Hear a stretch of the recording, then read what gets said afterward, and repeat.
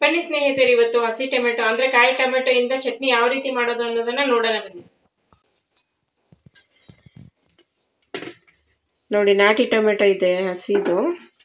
ಇದನ್ನ ಫಸ್ಟ್ ನೀಟಾಗೆಲ್ಲ ತೊಳ್ಕೊಬಿಡೋಣ.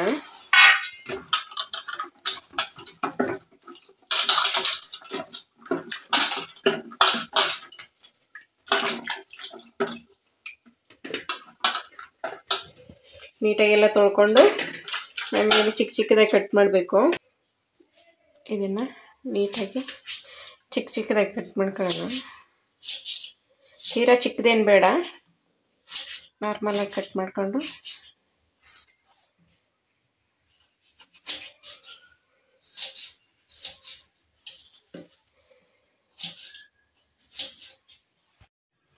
ಕಾಯಿ ಟೊಮೆಟೊ ಚಟ್ನಿಗೆ ಬೇಕಾಗಿರುವಂಥ ಸಾಮಗ್ರಿಗಳು: ಕಡಲೆ ಬೀಜ, ಕರಿಬೇವು, ಮೆಣಸಿನ್ಕಾಯಿ, ಉಪ್ಪು, ಜೀರಿಗೆ, ಬೆಳ್ಳುಳ್ಳಿ.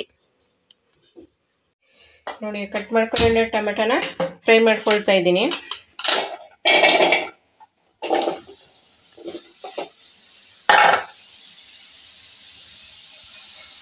ಅದಕ್ಕೆ ಸ್ವಲ್ಪ ಆಯಿಲ್ ಹಾಕ್ಕೋಬೇಕು. ಸ್ವಲ್ಪ ಬ್ರೌನ್ ಕಲರ್ ಬರೋವರೆಗೂ ಫ್ರೈ ಮಾಡ್ಕೋಬೇಕು.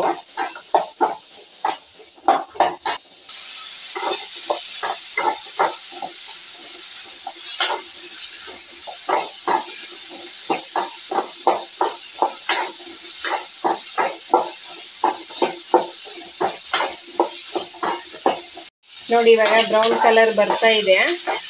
ಇನ್ನೂ ಸ್ವಲ್ಪ ಬ್ರೌನ್ ಬರಬೇಕು. ನೋಡಿ, ಇವಾಗ ಫ್ರೈ ಆಗಿದೆ, ಸಾಕಿಷ್ಟು.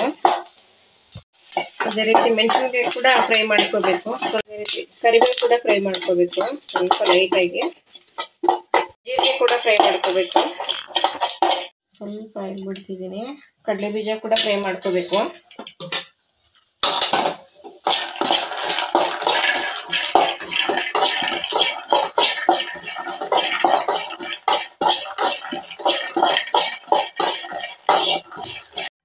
ನೋಡಿ, ಇವಾಗ ಇದನ್ನು ಎಲ್ಲ ರೆಡಿ ಮಾಡಿದ್ದೀನಿ. ಎಲ್ಲನೂ ಹುರಿದು ಒಂದಕ್ಕೆ ಹಾಕೊಂಡಿದ್ದೀನಿ.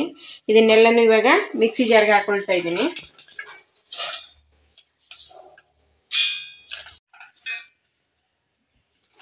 ಎಲ್ಲನೂ ಇದಕ್ಕೆ ಒಂದಕ್ಕೆ ಹಾಕೊಳ್ತಾ ಇದ್ದೀನಿ.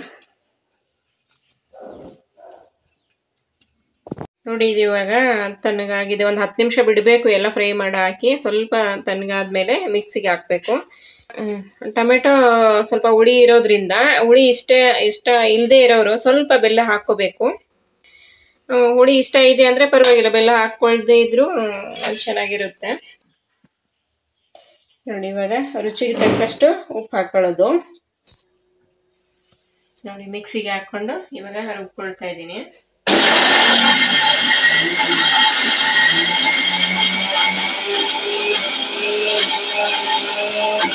ನೋಡಿ, ಇವಾಗ ರುಬ್ಕೊಂಡು ರೆಡಿ ಆಗಿದೆ. ನೋಡಿ, ಈ ಚಟ್ನಿನ ಜೋಳದ ರೊಟ್ಟಿ, ದೋಸೆ, ಇಡ್ಲಿ ಮತ್ತೆ ಬಿಸಿ ಅನ್ನ ಎಲ್ಲದ್ರ ಜೊತೆಗೇನು ತಿನ್ಬೋದು. ಇವರು ನಮ್ಮಮ್ಮನಿಗೆ ಟೇಸ್ಟ್ ನೋಡೇ ಕೊಡ್ತಾ ಇದ್ದೀನಿ ಇದನ್ನ.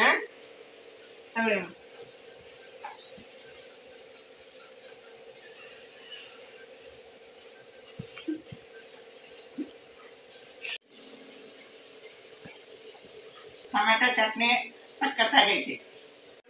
ನೋಡಿದ್ರಲ್ಲ ಫ್ರೆಂಡ್ಸ್, ಟೊಮೆಟೊ ಕಾಯಿ ಚಟ್ನಿ ಯಾವ ರೀತಿ ಮಾಡೋದು ಅಂತ. ನೀವು ಕೂಡ ಮನೆಯಲ್ಲ ಟ್ರೈ ಮಾಡಿ ಟೇಸ್ಟ್ ಹೇಗಿತ್ತು ಅಂತ ಕಮೆಂಟ್ ಬಾಕ್ಸಲ್ಲಿ ಕಮೆಂಟ್ ಮಾಡಿ. ಲೈಕ್ ಮಾಡಿ, ಶೇರ್ ಮಾಡಿ, ಕಮೆಂಟ್ ಮಾಡಿ, ಸಬ್ಸ್ಕ್ರೈಬ್ ಆಗಿ.